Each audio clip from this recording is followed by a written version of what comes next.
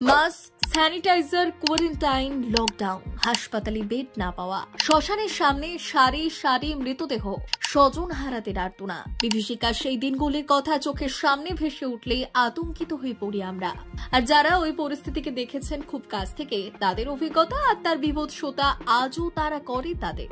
গোটা পৃথিবী জুড়ে তাণ্ডব লীলা চালানো কোভিডকে আবার নবকলে বরে হানা দিল মানব সভ্যতাকে তছনছ করতে।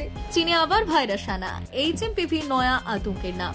সেই জ্বর, সর্দি, কাশি, ফুসফুসের উপর দীর্ঘমেয়াদী প্রভাব। তবে এতদিন প্রতিবেশী দেশের সীমানা অবধি সীমাবদ্ধ থাকলেও আশঙ্কা সত্যি হলো আজকের তথ্য পাওয়ার পর। চীনে তাণ্ডব চালানো HMPV ভাইরাস থাবা বসালো এই দেশেও। বেঙ্গালুরুর এক হাসপাতালে ভর্তি 8 মাসের এক শিশুর দেহে মারণ ভাইরাসের সংক্রমণ শনাক্ত হয়েছে।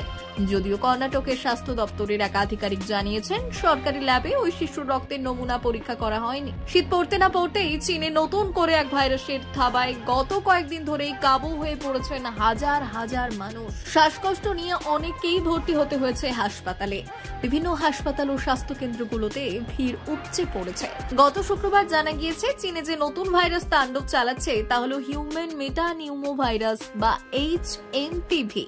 ইতিমধ্যেই সমাজ মাধ্যমে চীনের হাসপাতালগুলোর একাধিক ছবি ভাইরাল হয়েছে, ফলে উদ্বেগ ছড়িয়েছে গোটা বিশ্বে।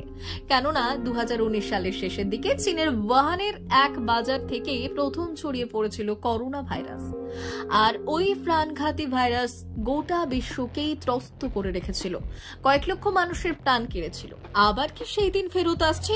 যদিও শুক্রবারই চীনের স্বাস্থ্য মন্ত্রকের তরফে জানানো হয়েছে, HMPV নিয়ে চিন্তার কিছু নেই।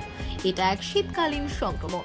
প্রতি বছরই এই সময় প্রচন্ড ঠান্ডার কারণে মানুষ অসুস্থ হয়ে পড়ে, জ্বর, সর্দি, কাশিতে ভোগেন এবং যারা বয়স্ক তাদের শ্বাসকষ্টের কারণে হাসপাতালে ভর্তি করতে হয়। চীনের বিদেশ মন্ত্রক ও পর্যটক এবং বিভিন্ন দেশের নাগরিকদের আশ্বস্ত করে বলেছে, সেই দেশে ভ্রমণ সম্পূর্ণভাবে নিরাপদ।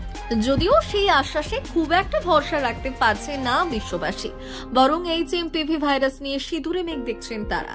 গত শনিবার চীনে দাপট দেখানো ভাইরাসের সংক্রমণ ঠেকাতে কি কি পদক্ষেপ নেওয়া হবে তা নিয়ে আলোচনার জন্য জরুরি বৈঠকে বসেছিলেন স্বাস্থ্য মন্ত্রকের যুগ্ম নজরদারি গোষ্ঠী বা জয়েন্ট মনিটরিং গ্রুপ। বৈঠক শেষে স্বাস্থ্য মন্ত্রকের তরফে এক বিবৃতিতে বলা হয়েছে, চীনের দাপট দেখানো HMPV ভাইরাস নিয়ে বিশ্ব স্বাস্থ্য সংস্থা সহ অন্যান্য আন্তর্জাতিক সংস্থার সর্বশেষ প্রতিবেদনের উপরই বিশেষ নজর রাখা হচ্ছে।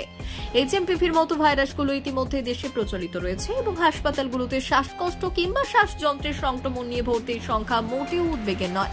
যে পরিকাঠামো বিদ্যমান তাতে HMPVর মতো ভাইরাসের মোকাবিলা করা সম্ভব। তাই অযথা উদ্বিগ্ন না হয়ে শান্ত থাকার অনুরোধ জানানো হচ্ছে। ব্যুরো রিপোর্ট, রুবিন গ্রাম সংবাদ।